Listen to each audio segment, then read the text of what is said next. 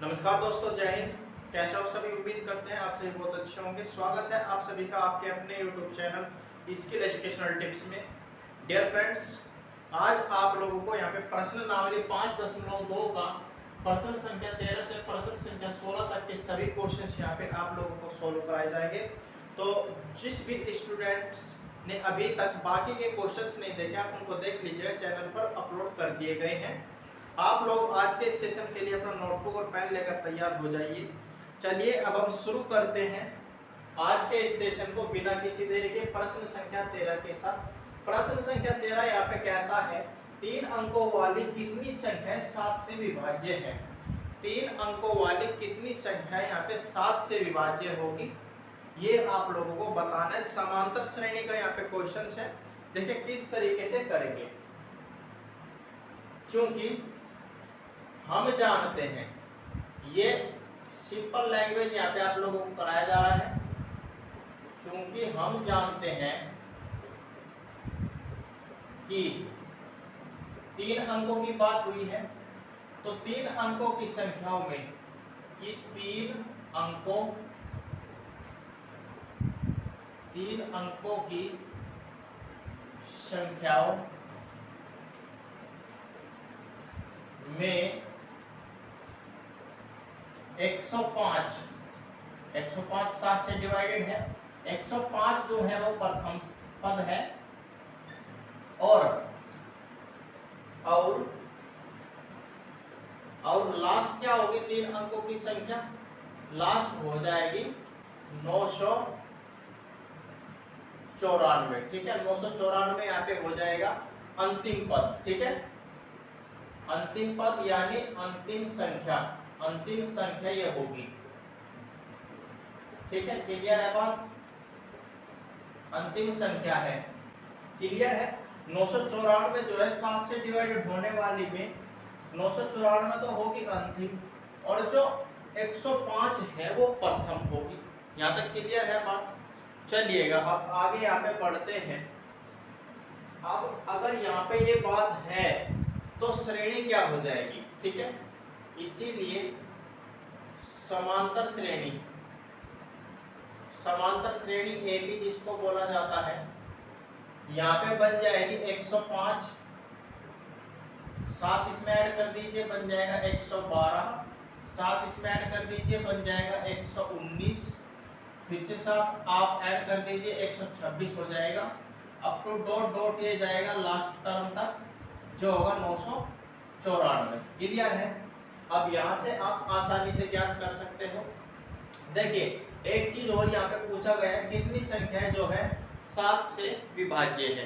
तो 7 से विभाज्य कितनी संख्या है, इसको ज्ञात करने के लिए हम क्या करेंगे, मान लो श्रेणी में n पद है। ठीक है, माना समांतर श्रेणी AB में n पद है। कितने पद है? n पद है। तब nवा पद क्या हो जाएगा? nवा पद an इक्वल्स टू हो जाएगा a plus n-1 into D. Clear है? इसको आप समीकरण नंबर 1 कह दीजिए। अब इसमें हमको चाहिए होगा a और d। nवा पद हमने यहाँ पे क्या मान लिया है?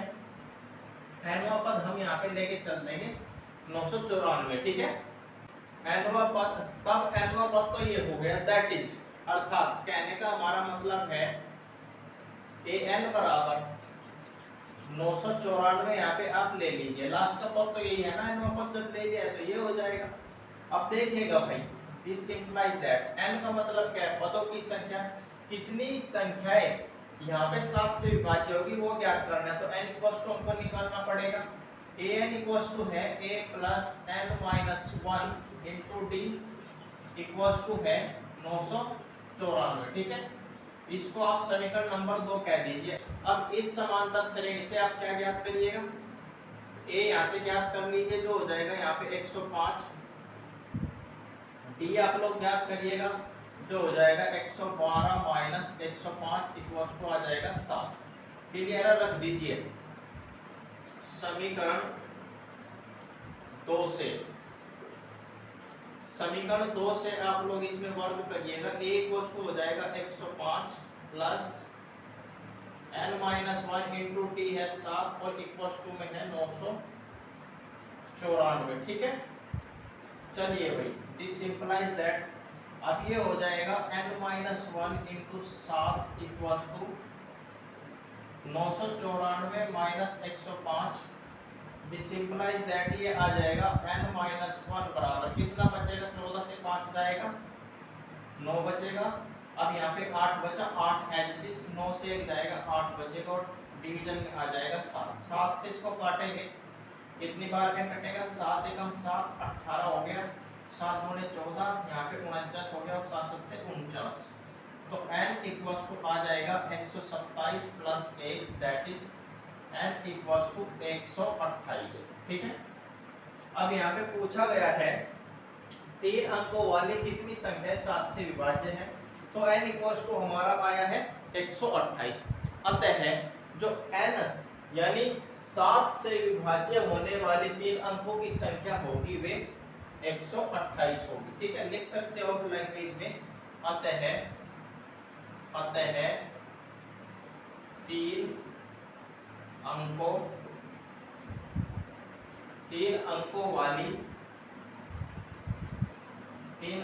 वाली 128 संख्याएं 7 से विभाज्य होगी। ठीक है, n इक्वल्स टू हमारा आ गया है 7 से विभाज्य होने वाली संख्याओं की संख्या, यानी 128 जो है वे 3 अंकों की संख्याएं होगी जो 7 से विभाज्य होगी। क्लियर है, करिएगा आप इसको नोट। फिर यहाँ पे नेक्स्ट क्वेश्चन आप लोग को सॉल्व कराएंगे जो होगा क्वेश्चन नंबर 14 है, तो आप लोग इसको नोट करिए या फिर आप इसका स्क्रीनशॉट ले लीजिए। चलिएगा भाई, प्रश्न संख्या 14 है आपके सामने, 10 और 250 के बीच में 4 के कितने गुणज हैं। ये आप लोगों से क्वेश्चन यहाँ पे पुट अप किया गया है कि 10 और 250 के बीच में 4 के कितने गुणज हैं। क्वेश्चन इंटरेस्टिंग है, आसान है, लेकिन घुमा फिरा के यहाँ पे पूछा गया है, तो क्या करना है, ध्यान से आप लोगों को समझते हुए चलना है। देखिए 10 और 250 के बीच की बात हुई है ना, तो सबसे पहला गुणज इन दोनों के बीच में क्या होगा, 10 और 250 के बीच में जो प्रथम गुणज हो जाएगा वो हो जाएगा 12। ठीक है, लैंग्वेज जो लिखी जाएगी इस तरीके से लिखी जाएगी, 12 10 और 250 के बीच प्रथम पूर्णांक है। बोलिएगा बात सही है कि नहीं, प्रथम पूर्णांक से मतलब है प्रथम पद है, प्रथम पूर्णांक है जो 4 का गुणज है, जो 4 का गुणज है, 4 का गुणज है। देख लीजिए बात सही है कि नहीं है, 4 का तो गुणज है ना 12। ठीक है, अब अगर 4 का गुणज है, जब हम 4 से 250 को डिवाइड करते हैं, 4 से 250 को जब हम डिवाइड करते हैं, कितना आएगा, 4 छीके 24, कितना बचा 1, यहाँ पे आ जाएगा 10, 4 दूने 8, 8 10 में से 8 जाएगा, 2 बचेगा, यानी 2 जो है वो शेष बचता है 4 से 250 को भाग देने पर। अगर हम इसीलिए 250 में से अगर हम 2 को घटा दे, शेष को घटा दे, तो कितना बचेगा, 248 बच जाएगा। बोलिए बात सही है कि नहीं, यहाँ तो कोई दिक्कत हो तो बताइएगा, समझ आई बात।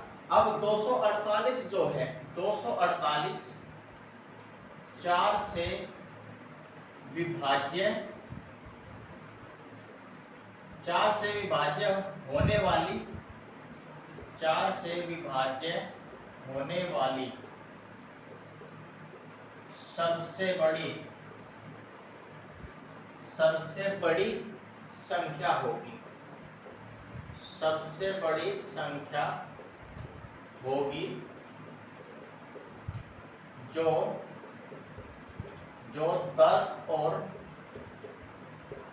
250 के बीच में आती है, जो 10 और 250 के बीच में आती है। ठीक है, क्लियर है बात? देखिए समझने का यहाँ पे आप लोग प्रयास कीजिए। अब यहाँ पे क्वेश्चन में बात किया गया है कि 4 के कितने गुणज है 10 और 250 के बीच में। तो 250 को जब यहाँ पे काटते हैं तो कितना शेष बचता है? 2 शेष बचता है। आप लोगों को क्लियर है? अब अगर हम 2 को 250 में से घटा दें तो कितना आएगा? 248 आएगा। 248 को जब हम 4 से काटेंगे तो कितना कटेगा? पूरा पूरा ये कट जाएगा। 4 × 24, 4 दूने 8। क्लियर है? और 248 भी यहाँ पे 4 से कंप्लीटली डिवाइड होता है, ये भी बात सत्य है। और 248 जो है वो 10 और 250 के बीच की संख्या है। क्लियर है? अब दैट इज, यहाँ पे क्या मतलब है इसका? यहाँ तक तो बात क्लियर है? कोई दिक्कत होगी तो बोलिएगा। ठीक है, दैट इज, इसका मतलब है प्रथम पद से, यहाँ पे अब प्रथम पद होता है a। 12 जो है वो प्रथम पूर्णांक है, जो 4 का गुणज है, तो प्रथम पद तो यहाँ पे हो जाएगा a, और लास्ट पद यानी अंतिम पद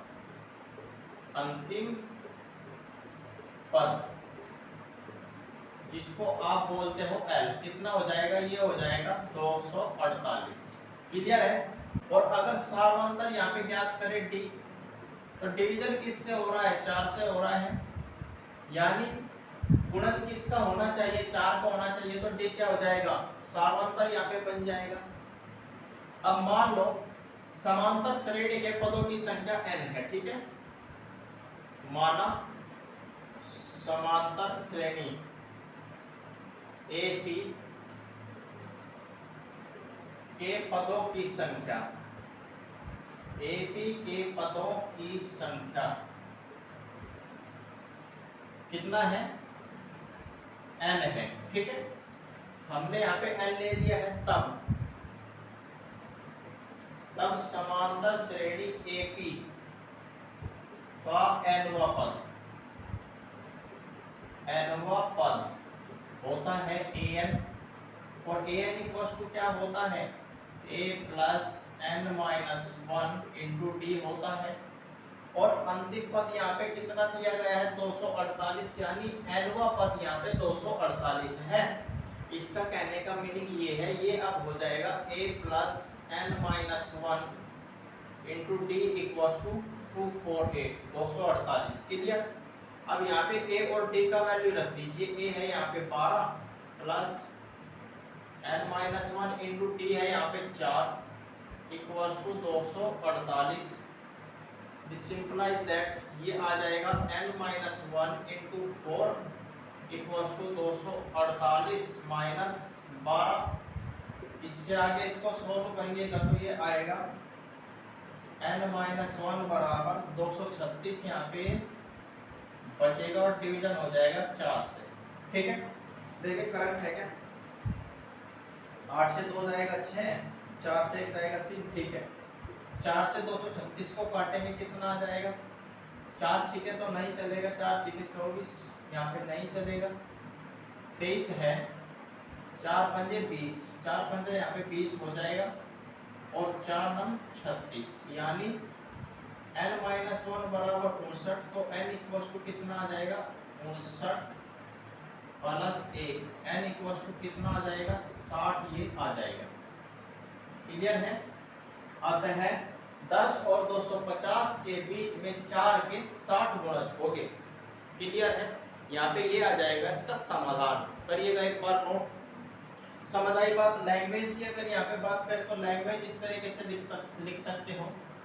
अतः 10 और 250 के बीच में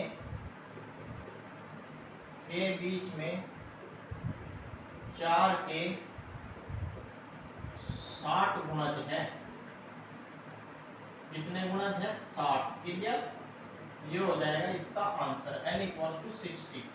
देखिए इस तरीके के क्वेश्चन में क्या करिएगा, जहाँ पे इस तरह की कई सिचुएशन बन जाती हो तो n पद श्रेणी में आप लोग मान लीजिए और फिर nवें पद को आप लास्ट टर्म मान के इसको सोल्व कर लीजिए। जब यहाँ पे n का मान आ जाएगा तो यहाँ पे रिक्वायर्ड सॉल्यूशन हमको पता चल जाएगा। क्लियर है? करिएगा भाई इसको नोट, या फिर आप इसका स्क्रीनशॉट ले लीजिए। फिर नेक्स्ट क्वेश्चन आप लोगों को यहाँ पे सोल्व कराते हैं। चलिएगा, प्रश्न संख्या 15 है आपके सामने। नेक्स्ट क्वेश्चन यहाँ पे 15 है आप लोगों का, जिसमें कहता है n के किस मान के लिए दोनों समांतर श्रेणियों AP 63, 65, 67 up to dot dot और सेकंड श्रेणी यहाँ पे दी गई है 3, 10, 17 के nवें पद बराबर होंगे। n का मान सीधी सीधी बात यहाँ पे कहा गया है ज्ञात करना है। ठीक है, n का मान यहाँ पे आप लोगों को ज्ञात करना है। तो क्या करेंगे, चलिएगा, प्रथम श्रेणी का प्रथम पद आप लोग यहाँ पे लिखिएगा। प्रथम श्रेणी आप 63, 65, 67 को मान लीजिएगा। ठीक है, प्रथम समांतर श्रेणी, प्रथम समांतर श्रेणी का प्रथम पद इक्वल टू हो जाएगा 63। क्लियर? सार्व अंतर यहाँ पे आती है बात, सार्व अंतर D हो जाएगा 65 माइनस 63, कितना बचेगा? 2 यहाँ पे बचेगा, 2 यहाँ पे ये बचेगा।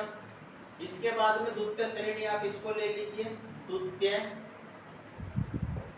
समांतर श्रेणी का प्रथम पद, द्वितीय समांतर श्रेणी का प्रथम पद कितना हो जाएगा? 3 हो जाएगा। और सार्व अंतर की यहाँ पे बात है, सार्व अंतर कॉमन डिफरेंस D कितना हो जाएगा? 17, या फिर यूं करिएगा A2 माइनस A1 कर लीजिए, 10 माइनस 3 इसको आप बना लीजिए, 10 माइनस 3 इसको आप बनाओगे तो ये बचेगा 7। क्लियर है? चूंकि प्रश्न अनुसार हम यहाँ पे बात करेंगे, क्या कहा है, दोनों समांतर श्रेणियों के nवें पद बराबर है। ठीक है, चूंकि प्रश्नानुसार दोनों समांतर श्रेणियों के nवें पद बराबर है, ये यहाँ पे बात दिया गया है। अतः प्रथम समांतर श्रेणी का nवां पद क्या होता है? an होता है। an इक्वल टू क्या होता है? a1 plus n-1 into d equal to d1 यहाँ पे लिख सकते हो प्रथम श्रेणी के लिए, और द्वितीय के लिए समांतर श्रेणी का nवां पद हो जाएगा a2 plus n-1 into d2। ठीक है, यहाँ पे प्रथम पद जो है ये a2 हो जाएगा, ये हो जाएगा a1। ठीक है, लिखना चाहो तो आप इसको लिख सकते हो, यहाँ पे इसको यहाँ पे ऊपर लिख दे रहे हैं, a1 इक्वल टू ये हो जाएगा और a2 इक्वल टू ये हो जाएगा, d1 हो जाएगा ये, और d2 हो जाएगा यहाँ पे। ठीक है, ये हो जाएगा यहाँ पे d2। क्लियर है? रखिएगा, a1 यानी प्रथम पद यहाँ पे है 63, प्रथम श्रेणी का ध्यान रखना, ये प्रथम श्रेणी की बात चली हुई है। 63 प्लस n-1 इंटू d1 कितना है? d1 है यहाँ पे 2 इक्वल्स टू a2 यहाँ पे कितना है? a2 है मेरे भाई 3 प्लस n-1 इंटू d2 हो जाएगा यहाँ पे 7। ठीक है, अब इनको आप लोग सॉल्व करिएगा। देखिए कितना बनेगा, ये n-1 जो है इसको आप क्या करिएगा, एक साइड ले जाइएगा। तो इसको हम कर लेते हैं सिंपल साइड, 63 माइनस 3 इसको ले लेते हैं लेफ्ट साइड में, इसको राइट साइड में ले लेंगे। n-1 इन दोनों में से कॉमन आएगा तो यहाँ पे बच जाएगा 7 माइनस 2। क्लियर है?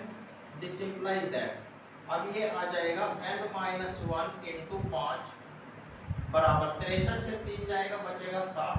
दिस इंप्लाइज दैट ये आ जाएगा n-1 बराबर 60 बट्टा में 5 से 60 को मारेंगे 12 में। ठीक है, इसको अब यहाँ पे सॉल्व करिएगा। दिस इंप्लाइज दैट ये आ जाएगा n equal to 12 plus 1, 12 plus 1 n equal to ये हो जाएगा 13 है। n इक्वल टू कितना आ जाएगा? 13, तो 13वें जो पद होंगे वे यहाँ पे बराबर होंगे, 13वां पद यहाँ पे समान होगा। क्लियर है? ये यहाँ पे इसमें क्वेश्चन में सॉल्यूशन इसका बन जाएगा। क्लियर है? लैंग्वेज लिखेंगे किस तरीके से, अतः दोनों, क्योंकि दो समांतर श्रेणी यहाँ पे दी गई है, अतः दोनों समांतर श्रेणियों AP, अतः दोनों समांतर श्रेणियों AP में 13वें पद समान होंगे, 13वें पद समान होंगे। क्लियर है? ये हो जाएगा इस क्वेश्चन का सॉल्यूशन, जिसमें यहाँ पे पूछा गया था nवें पद बराबर होंगे, तो n इक्वल टू कितना आया है, 13 आया है। तो इन दोनों समांतर श्रेणियों में जो पद बराबर होगा वो 13वां पद बराबर होगा। n के किस मान के लिए पूछा गया था, तो यहाँ पे n इक्वल टू 13 के लिए यहाँ पे ये सॉल्यूशन आता है। समझ आई बात? करिएगा इसको भी नोट। ये हो जाएगा इस क्वेश्चन का कंप्लीट सॉल्यूशन। अब बात करेंगे यहाँ पे आज के इस सेशन के लास्ट क्वेश्चन की, जो होगा क्वेश्चन नंबर 60, प्रश्न संख्या 16। करिएगा इसको नोट, फिर नेक्स्ट बात करेंगे। चलिएगा, लास्ट क्वेश्चन है प्रश्न संख्या 16। यहाँ पे वह समांतर श्रेणी AP ज्ञात कीजिए जिसका तीसरा पद 16 है और सातवां पद 5वें पद से 12 अधिक है। इस तरीके के क्वेश्चन आप लोगों को यहाँ पे सोल्व कराए गए हैं। यहाँ पे आप लोगों को कोई दिक्कत नहीं होगी, मेथड आप लोग समझ लेना है। ठीक है? देखिए क्या कहता है, मान लो यहाँ पे जो समांतर श्रेणी है उसका प्रथम पद A और सार्वंतर D है। ठीक है? इसको आप लोग लेट करके चलिएगा। माना समांतर श्रेणी AP का प्रथम पद A है। ठीक है? और जो सार्वअंतर है जिसको बोलते हैं कॉमन डिफरेंस D, वो क्या हो जाएगा यहाँ पे, ये इक्वल टू D हो जाएगा। ठीक है? सार्वअंतर D होता है। अब कहता है प्रश्न की शर्त से तीसरा पद यहाँ पे 16 है, दिया गया है, ये सभी चीजें तो हमको दी गई है ना क्वेश्चन में, दिया गया है कि तीसरा पद यानी A3 इक्वल टू 16, ये हो जाएगा A प्लस 2D बराबर 16। क्लियर है? इसको आप क्या कह दीजिए, इसको आप कैपिटल इक्वेशन A कह दीजिए। इसके बाद में सातवां पद जो है 5वें पद से 12 अधिक है। कौन से पद से अधिक है? 5वें पद से। और ये है हमारा सातवां पद। कौन सा पद है? सातवां पद जो है वो 5वें पद से 12 अधिक है। क्लियर है बात? अब देखिए यहाँ पे समीकरण A तैयार हो गया है। अब इन दोनों से आप समीकरण नंबर B तैयार कर लीजिए। दिस इंप्लाइज दैट सातवें पद को हम लिख देंगे A plus 6D equals to, पांचवा पद हो जाएगा A plus 4D plus 12। A से तो A कट जाएगा, दिस इंप्लाइज दैट ये आ जाएगा 6D माइनस 4D बराबर 12। दिस इंप्लाइज दैट 6D से 4D जाएगा, पड़ा है प्लस का, तो प्लस का 2D यहाँ पे बचेगा इक्वल्स टू 12। 2 से 12 को काटेंगे 6 बार में, दिस इंप्लाइज दैट D बराबर में मेरे भाई आ जाएगा 6। क्लियर है? D का मान आप समीकरण नंबर 1 में रख दीजिए। समीकरण नंबर 1 यहाँ पे हमने माना है कैपिटल A। क्लियर है? चलिएगा, समीकरण कैपिटल A में D इक्वल्स टू 6 रखने पर, ठीक है, समीकरण कैपिटल A में D इक्वल्स टू 6 रखने पर रखिएगा भाई A प्लस 2 इंटू 6 बराबर यहाँ पे है 16। दिस इंप्लाइज दैट A बराबर हो जाएगा 16 माइनस 6 दूने हो जाएगा 12, यानी A बराबर यहाँ पे आ जाएगा 4। प्रथम पद 4 आ गया है, सार्वंतर है D, श्रेणी ज्ञात कर लीजिए। ठीक है? अतः समांतर श्रेणी, क्योंकि समांतर श्रेणी तो हमसे यहाँ पे पूछी गई है, AP यहाँ पे जो होगी वो हो जाएगी, क्या होती है समांतर श्रेणी A plus D, A plus 2D, A plus 3D। Up to dot dot ये लिखी जाती है, ठीक है। ए यहाँ पे है 4, a प्लस डी यानी 4 प्लस कितना आ जाएगा, डी कितना है यहाँ पे डी है 6, तो 4 प्लस 6 10 हो जाएगा। a प्लस 2d 2 6 12 और 4 16। a प्लस 3d 3 इंटू 6 18 और 4 22। क्लियर है। अप टू डॉट डॉट ये श्रेणी यहाँ पे चलती जाएगी। हमसे यहाँ पे जो क्वेश्चन पुट अप किया गया था कि समांतर श्रेणी ज्ञात करनी है, जिसका तीसरा पद क्या होगा, 16 होगा। तीसरा पद क्या है यहाँ पे 16 है, देख लीजिए कंडीशन सेटिस्फाई है, दैट इज हमारा जो सॉल्यूशन है ये बिल्कुल करेक्ट आया है। क्लियर है बात। तो मेरे भाई ये हो जाएगा यहाँ पे आप लोगों का लास्ट क्वेश्चन इस सेशन का। उम्मीद करते हैं कि ये सेशन आप लोगों को क्लियर हो गया होगा। फिर भी अगर आपको कोई डाउट बचता है तो आप उसको कमेंट सेक्शन में पूछ सकते हो। नेक्स्ट वीडियो में आप लोगों को उसका सॉल्यूशन मिल जाएगा। तो आज के सेशन में बस कितना ही, मिलते हैं नेक्स्ट सेशन में। तब तक के लिए नमस्कार, जय हिंद, जय भारत।